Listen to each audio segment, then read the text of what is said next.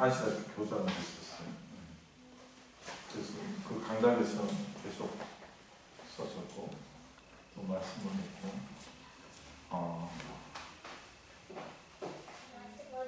그랬는데 말씀을 하기가 언제부터 좀 두려워졌어요. 참 힘든 것 같습니다. 오늘 제가 말씀드릴 말씀은 우리가 너무너무 잘 아는 말씀 중에 하나, 요한복음 2장 11절에 있는 말씀을 가지고 여러분과 생각하자 생각합니다. 요한복음 2장 11절에 있는 말씀을 한번 보겠습니다. 예수께서 이 처음 표적을 갈릴리 가나에서 행하여 그 영광을 나타내시며 제자들이 그를 믿었더라.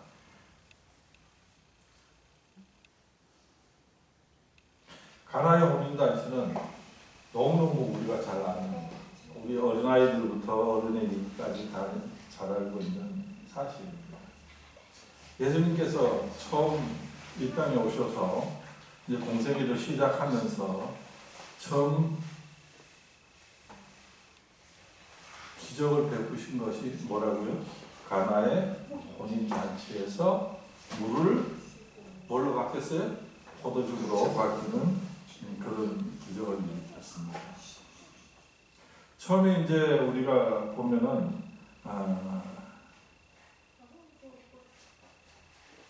예수님이 이제 공생을 시작하실 때 침례요한의 제자 안드레하고 요한의 제자가 되고, 안드레의 형제 베드로, 요한의 제자 야고보, 또 갈릴리 지방에 있는 빌립과 나다나엘의 제자로 삼았습니다. 그래서 총 6명이 됐어요. 예수님께서 우리의 말씀에 1장 47절에 보면 이런 말씀하셨어요. 구원받는 조건에 대해서 얘기하셨어요. 근데 뭐라고 말씀하셨느냐면 그 마음에 간사함이 없어야 된다 이렇게 말씀하셨습니다. 위선이 없고 투명한 양심이 있는 사람이야 한다는 말씀입니다. 그들은 성령의 감동함으로 일생을 살겠다고 하는 것입니다. 우리가 성화라는 말을 교회에서는 참 자주 쓰는데요. 성화라는 뜻은 무엇을 가지고 우리가 성화라고 할 것인가? 예수님의 말씀대로 위선이 없어야 돼요. 그리고 진리 가운데 사는 사람입니다. 진리와 진실 속에서 사는 것이 성화인 것입니다. 어떻게 보면 참 성화라는 것이 쉬울 것 같지만은 상당히 어려운 일입니다. 그래서 사복음서에는 위선이 없고 투명한 사람으로 성령의 감화 감동이 있는 사람에게 예수님께서는 땅에서 하늘에 이르는 사다리가 되어주신다 이렇게 말씀을 해주셨습니다.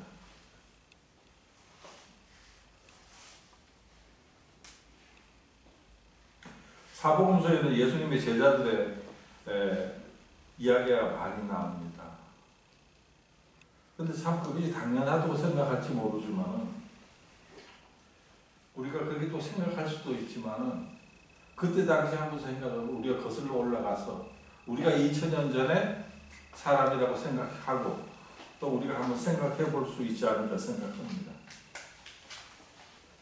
그럼 만약에 우리가 예수님의 제자가 되었다고 생각해 봅시다. 그러면 아마도 우리는 우리 마음 자세가 어떻게 된다는 것을 좀 확실하게 알게 되지 않을까 하는 생각이 듭니다. 예수님의 공생의 생활을 처음부터 끝까지 다 보고 또 예수님께서 행하시는 모든 행적들을 일일이 기록하고 또 일일이 알고 있는 분들이 12제자입니다. 그래서 우리는 그 12제자를 사도라고 그렇게 말씀을 우리가 하고 그렇게 부르고 있는 것입니다. 육신을 입고 오신 하나님은 요한복음 2장에서 22장까지 제자들이 직접 보고 또 제자들이 그 행하신 일을 모두 깨닫고 그렇게 했습니다. 사도라는 말은요, 아포스톨로스라고 이렇게 히브리말로 되어 있습니다. 그것은 어떤 말이냐 하면은 대리자. 누구의 대리자요? 예수님의 대리자. 또 그 다음에 좀 어떤 뜻이 있느냐 하면은 보냄을 받은 자. 예수님께서 12제자를 보내셨습니다.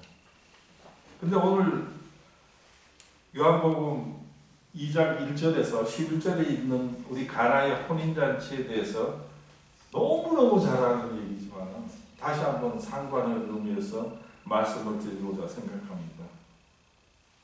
예수님께서는 침례 요한처럼 문둥 생활을 하거나 또 광야 생활을 하신 것이 아니고 사람들 속에 함께 오셔서 사람들의 대소사에도 함께 참가하시고 그렇게 활발한 생활을 하시고 계십니다.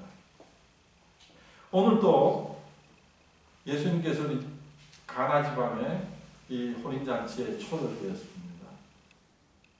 가나는 어떤 지역인가 하면은 목사님 이스라엘을 가보셨잖아요. 네. 그래서 제일 밑에가 유대예요.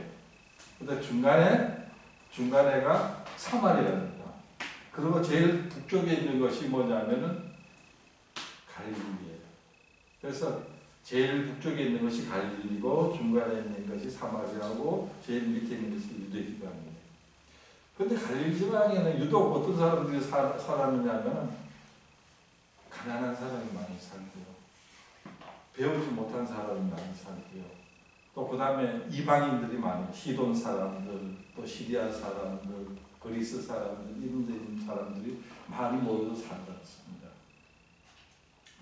그런데 예수님께서는 사실 어디 사람이에요? 유대 땅에 베들레헴에서 태어나셨죠. 그죠? 그런데 왜 30년 동안 어디 가셨어요? 30년의 생활을 어디서 했죠?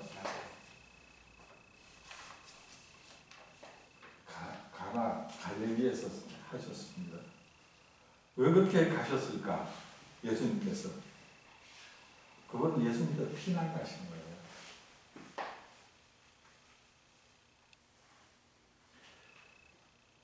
유대지방에 있을 때 지금 이제 아킬로가 쳐들어온다.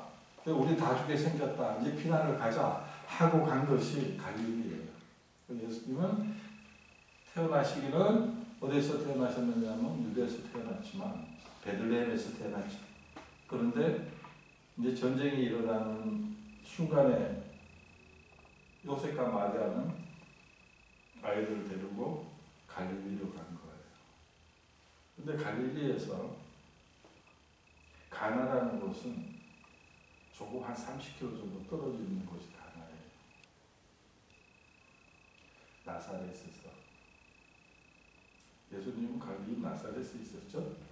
근데 거기서 한 30km 정도 떨어져서 가나가 있습니다.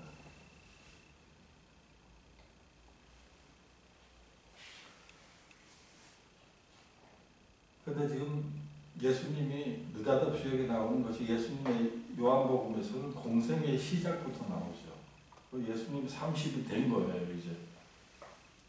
왜 예수님이 30에 공생애를 시작하는가 하면은요, 기록을 제가 이렇게 쭉 찾아보니까 이스라엘에서나 그 당시에 그때 사람들은 나이가 30이 되어야 큰 일을 하는 사람들이 많았습니다.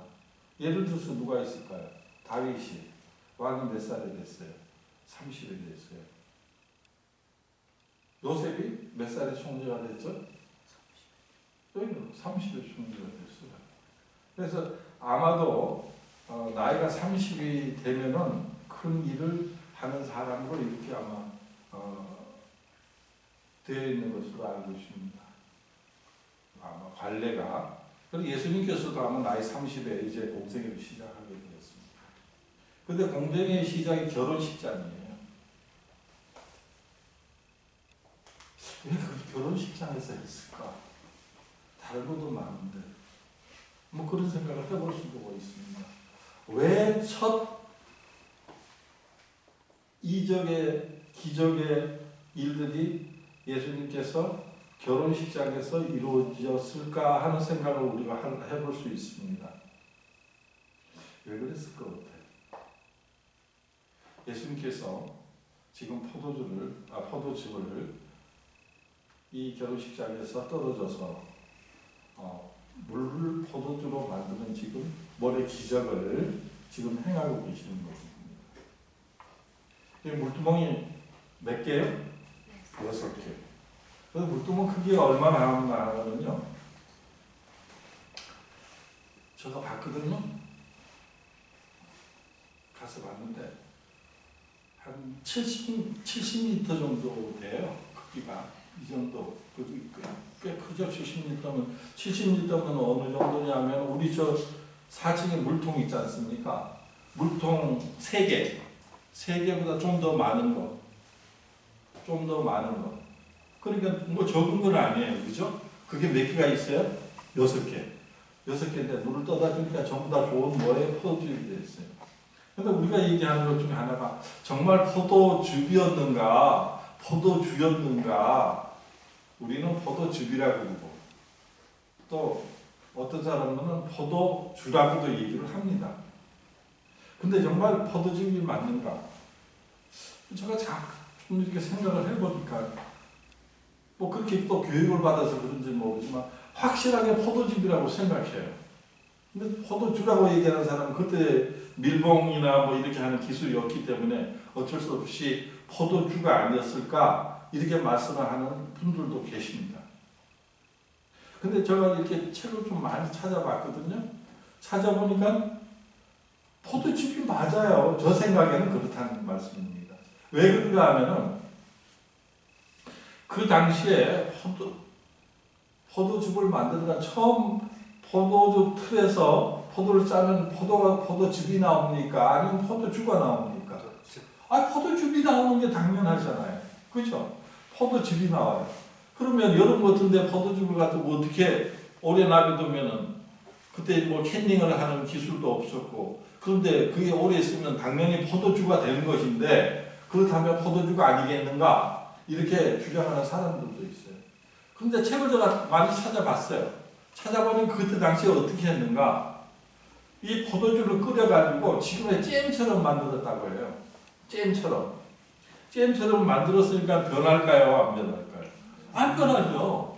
그래 여름이나 이런 날 어떻게 하냐면 그 잼처럼 만들어진 포도를 물을 타서 그래서 포도즙을 먹었던 거예요.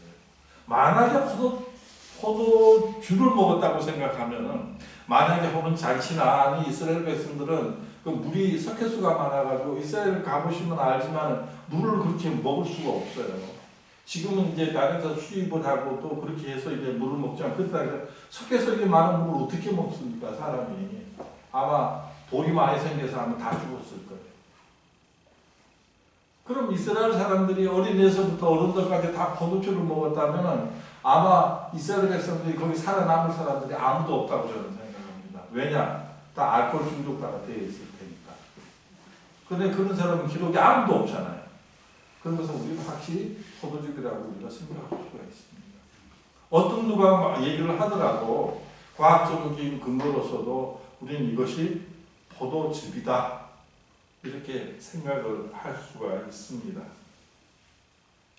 그런데 마리아가 예수님께 뭐라고 얘기했죠? 포도즙이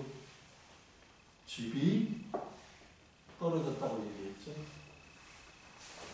예수님께 그렇게 얘기했습니다. 그랬더니 예수님이 뭐라고 말씀하셨죠? 여사여, 내가 무슨 상가나 나와 그것이 무슨 상관이 있겠느냐? 이게 똑같이 얘기하면 여자야 나와 무슨 상관이 있나이까? 그런데 거기서 우리가 의문점을 가지는 게 아니 어머니한테 여자야가 무슨 얘기야 도대체? 저도 그렇게 생각을 했어요. 여자야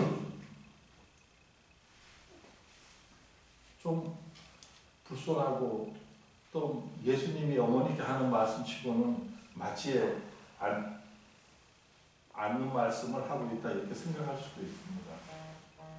그러나 성경 자세히 읽어보면은 요한복음 19장 26절에도 보면요, 예수님께서 요한에게 어떻게 얘기했어요?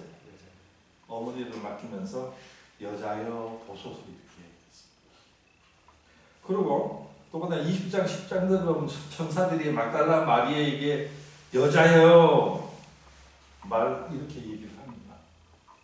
그리고 문헌을 또 제가 찾아보니까 여자여 여인이여 하는 얘기가 여자를 존중해서 하는 말씀입니다. 그러니까 하대하는 것이 아니고 여자를 존중해서 하는 말씀입니다. 그래서 여자를 존경하고 존중하는 말씀으로 행하는 것이 뭐냐면 여자여. 그러면서 말씀하세요. 내가 무슨 상관이 있나.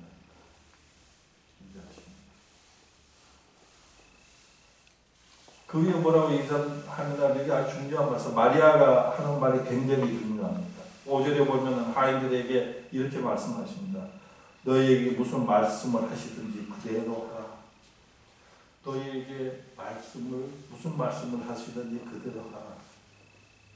그냥 우리가 흘러들을 수도 있지만 이 말씀은 매우 중요한 말입니다. 내 말대로 하지 말고 예수님 말씀대로 하라고 말하는 것입니다. 예수님이 시키는 대로 하라는 말이죠. 이 말을 오늘날 우리에게 전하는 아주 포인트가 굉장히 큽니다. 이 세상 온갖 말이 많지만 너희들은 뭐예요? 예수님의 말씀대로 행동하라. 예수님이 시키는 대로 하라 하는 그 의미를 담고 있는 것입니다. 그랬더니 그게 이제 물이 포도주로 변하는 장면이 나옵니다. 근데 여기서 중요한 것 중에 하나가 천주교에서, 캐톨릭에서는 뭐라고 얘기를 하느냐면은 이 성경 말씀을 왜곡해서, 근데 성당에 한번 가보셨어요? 성당에 가보시면요, 보통 이 문에 들어가는데 없는 것도 있지만은요, 글씨가 이렇게 하나 써 있어요, 길게. 그런 데가 많습니다. 길게 써 있는데, 거기 뭐라고 이렇게 써 있느냐면은요, To Jesus, through 뭐예요? Mary.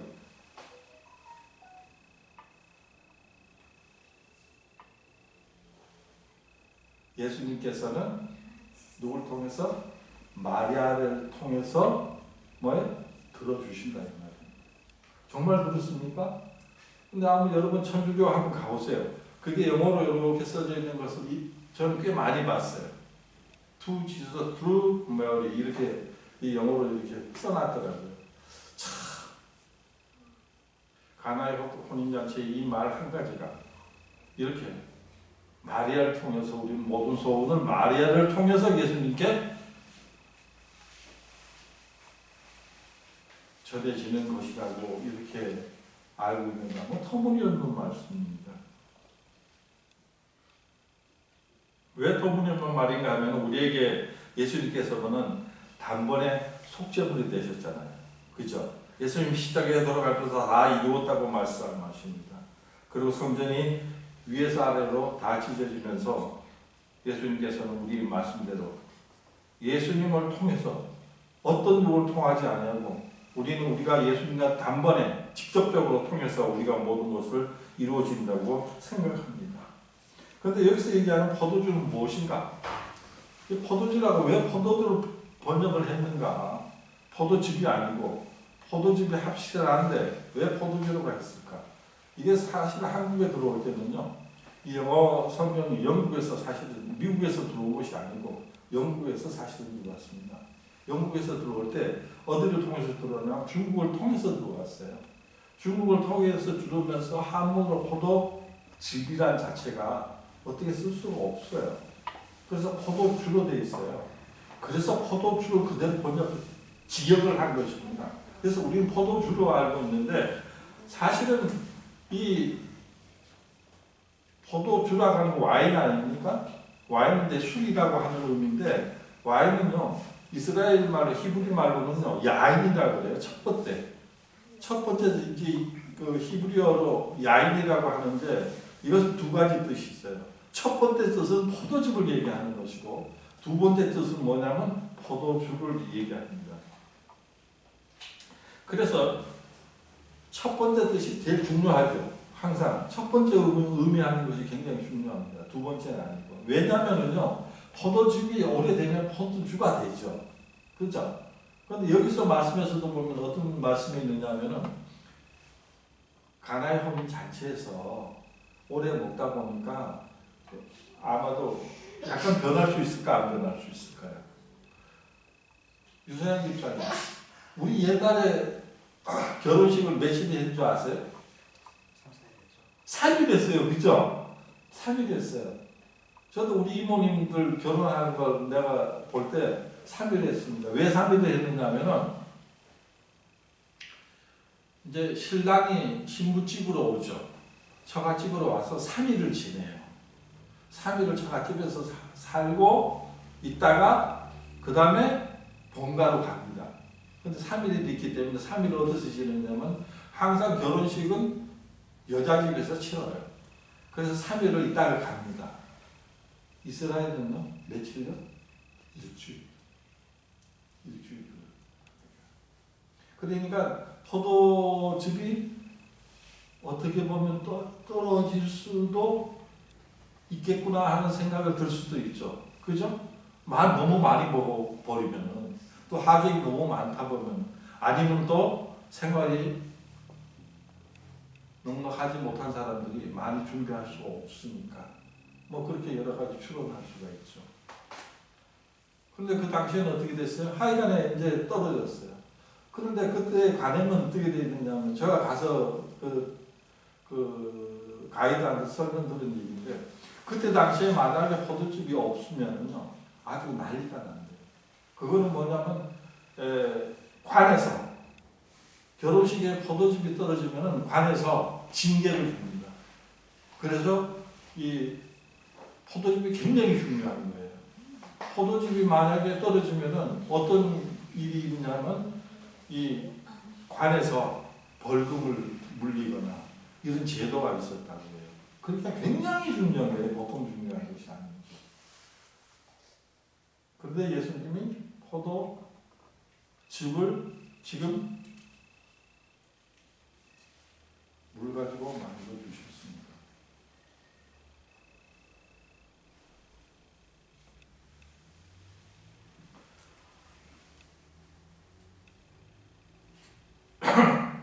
그렇다면 우리가 정말 포도주였을까, 포도즙이었을까에 대한 대답은 아마 어느 정도 됐을 거예요.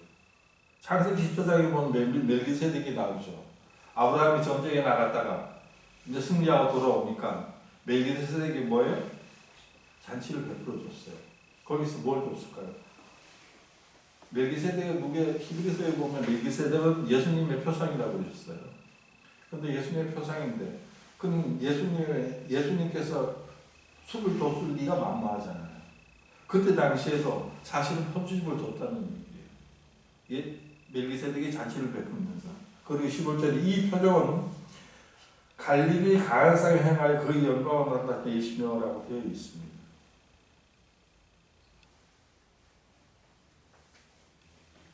그런데 중요한 것 중에 하나가요. 뭐가 있느냐면 정말 중요한 게 하나가요.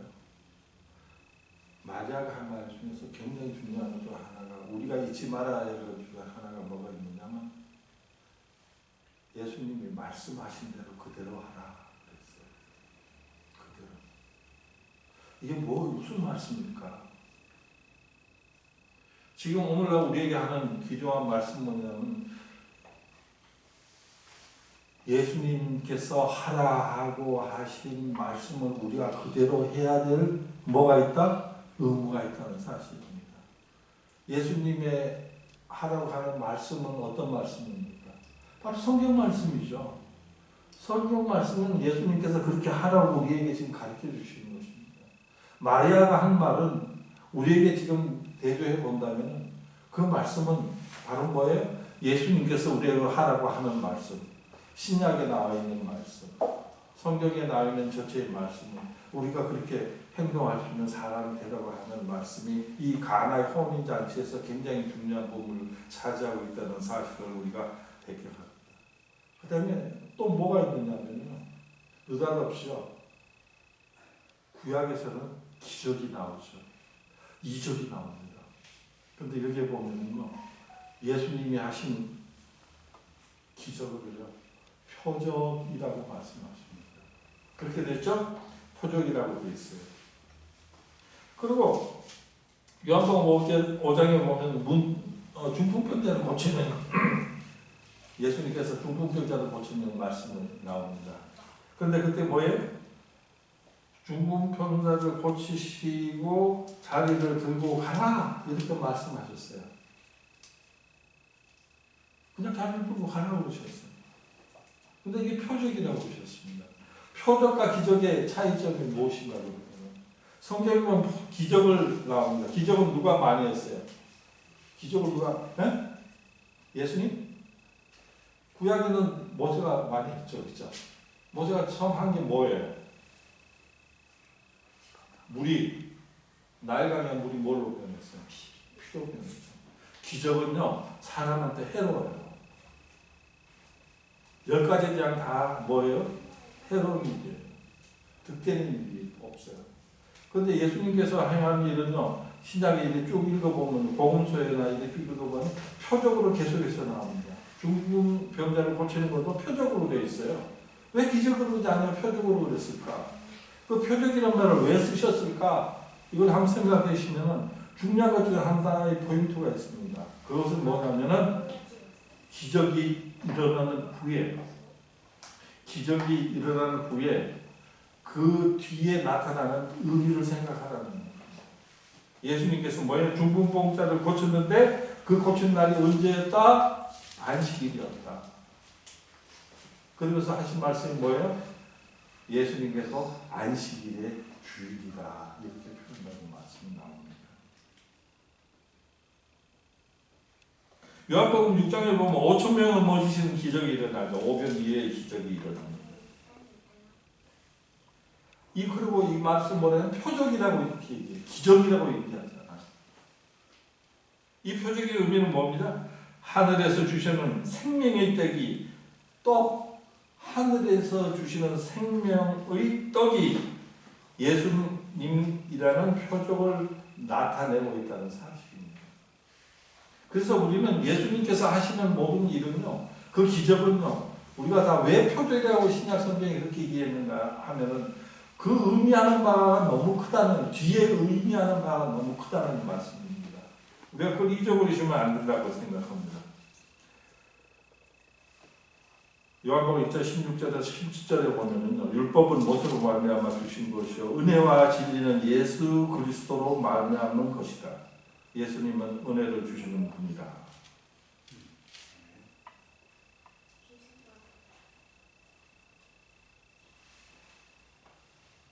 결론을 말씀드리겠습니다. 예수님의 첫 번째 표적이 혼인잔치라는 것을 말하고 있습니다. 마태복음 2장을 본 예수님이 이 땅에 오신 것은 신랑으로 오셨을까요? 첫 번째 나타나실 때 처음 행하시는 것이 혼인잔치였습니다.